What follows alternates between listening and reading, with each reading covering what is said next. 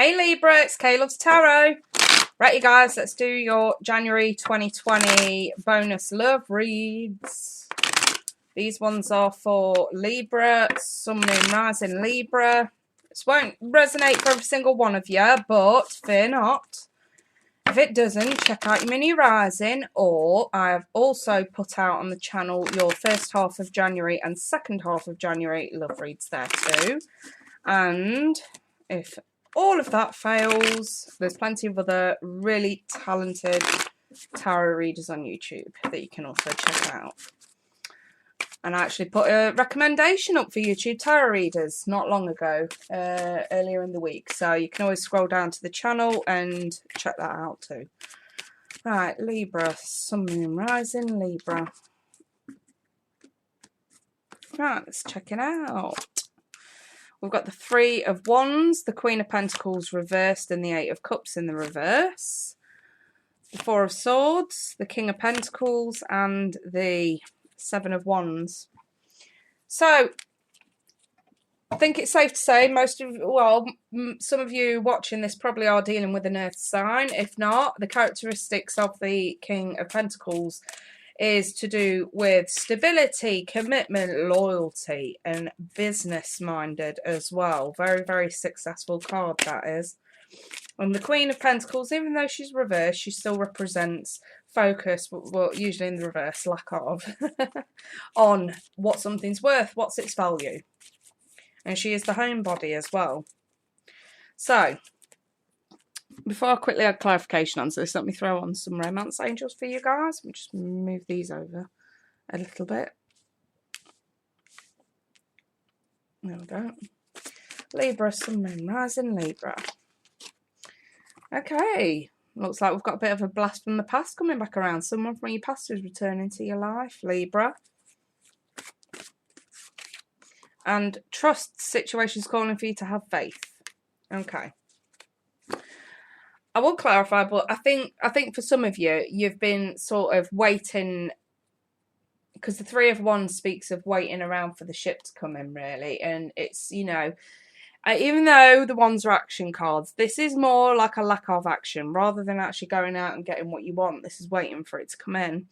And I do see sometimes Three of Wands being a bit of a lazy card. So, and the Queen of Pentacles, she represents in the reverse, like I said before, that lack of focus on worth, value. You know, it can be sometimes a bit blindsided and naive card in the reverse. The Eight of Cups in the reverse is that emotional attachment that you probably should walk away from because there's something not quite right there, but you refuse to. You just cannot seem to detach. And I think that the Four of Swords is that absolute need to lay it to rest, because we risk a lot of heartache and pain. I mean, I always say with the Four of Swords, look, we have got the Three of Swords in that card. It's like we've laid one to rest, we've still got three to go. And the three represents pain, hurt, etc. And I think with the Seven of Wands, we're definitely sort of in a situation where you're feeling pressured, or you are pressuring somebody. Somebody that you could be waiting on. Somebody that you cannot seem to forget or emotionally detach from. There does seem to be this reconciliation though. So let's clarify this and find out what the hell. I don't read these as clarifiers in the reverse. Right. Four of Swords again. Twice. You guys. The Queen of Pentacles there as well. The Seven of Cups. And the Eight of Pentacles. In this deck, the Queen of Pentacles is ruled by Libra. Okay, I don't know if you can see the little Libran symbol down here in the corner. But yes, in this deck, she's ruled by Libra. I think that somebody who you forced your son to overlook, somebody who you forced your son to forget about, I think in the past, you realised you waited on them long enough, and I think that you lost interest. I think that is the Queen in the reverse. I think you lost interest. I think you realised that maybe it wasn't worth it. But I don't think you ever really detached from this person. Not completely.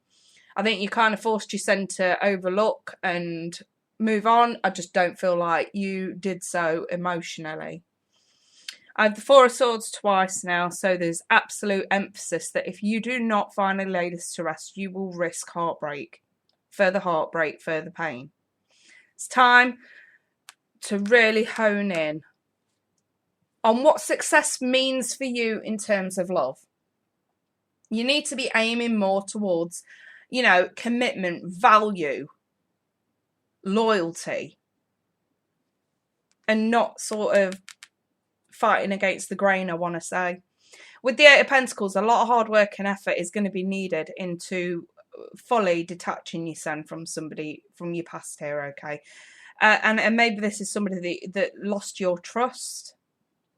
And I think with the Seven of Cups, you've struggled to understand what's real and what's fake, what's real and what's illusion regarding this person. Maybe they had the persona of being extremely fake, and you could never truly figure out exactly where you stood with this person, or why they were the way they were. But here I've got your energy in the upright, and again, this is realizing your own self-worth and value. This is realised, you know, and it's also regaining balance as well. She carries the scales. She knows her self-worth. She knows her value. She's not unfocused in any way, shape or form about her future. And she's quite happy to sort of move on at this point with nothing but faith. And I think that that's why we have the Trust card. The situation calling for you to have faith. This detachment needs to happen because this person could try their luck again. So this reconciliation card needs to be clarified. Okay, and there could be like a work aspect in relation to this person as well. Maybe you've worked with them or for them, or they've worked for you or whatever. Maybe, you know, you hired someone for a service or something. I don't know. Look, I've got the Ace of Wands. If this person comes back around, they're only coming back around to use you, whether it be for sex or whether it be for what you can give them. Okay? And the Eight of Wands.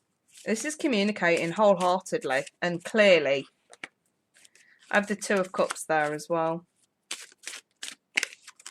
And the Page of Swords. Let me keep going. And the Ten of Wands. Right, yeah. So, the thing is, the problem with this is at the point that they come back around, they make it look so inviting. They make it look so inviting. And even though I don't read these clarifiers in the reverse, that Two of Cups and the Ace of Wands actually came out reversed. But irrespective, this is somebody who's actually going to put you on the defence here, okay? And I think that the Eight of Wands represents those little sweet nothings that they whisper. You know, they're talking about, oh, we can make it work, we can do this, we can do this. But in reality, they're just going to create more problems for you. And I think that you need to be on the defence at this point, Libra. So, to round it up, whether this is in love or not, someone who you put in their place, let's say, bounces back around because they don't seem to understand the concept of the word no.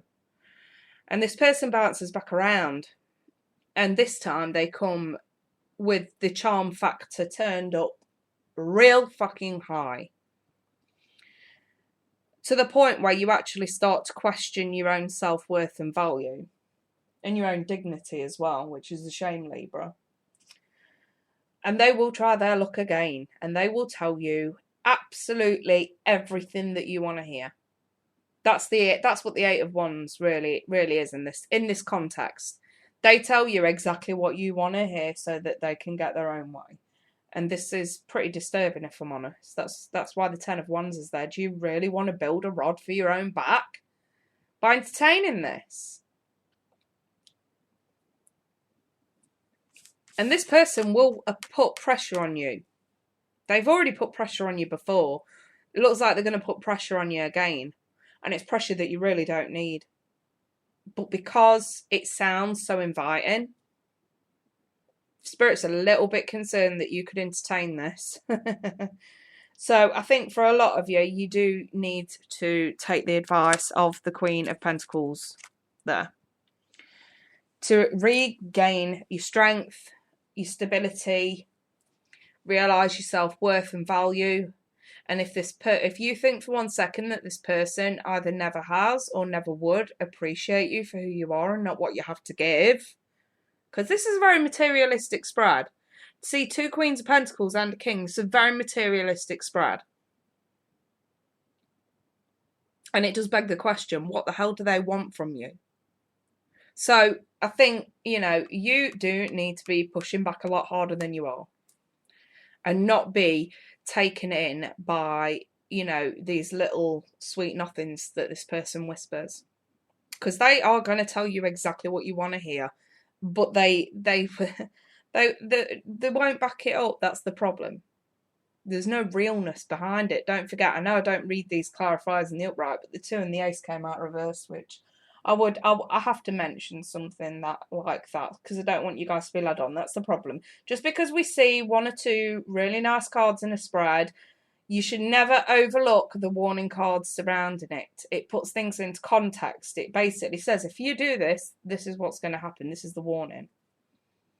You have to put things into context when you're doing a tarot reading. That's why so many people, especially those who read for themselves, end up getting very misconstrued with what the message is, because human bias takes over. And I'm no different as a tarot reader. I don't like reading my own cards for that reason. Because we do look for the best in a message, and we do want to pick out what we want to hear. So I think that some of you ought to sort of, take heed of this spread and remove the naivety that surrounds that 2 of Cups there, okay? I think you need to have faith in the path of moving forward and regaining your balance and stability at this point, Libra. I'm going to leave that there, my sweethearts. If anyone wants personal reading, my email's at the bottom of the screen. I'll be back on or around the 1st of February for your first half February reads. But in the meantime, you guys, I wish you all the best. Take care. Bye for now.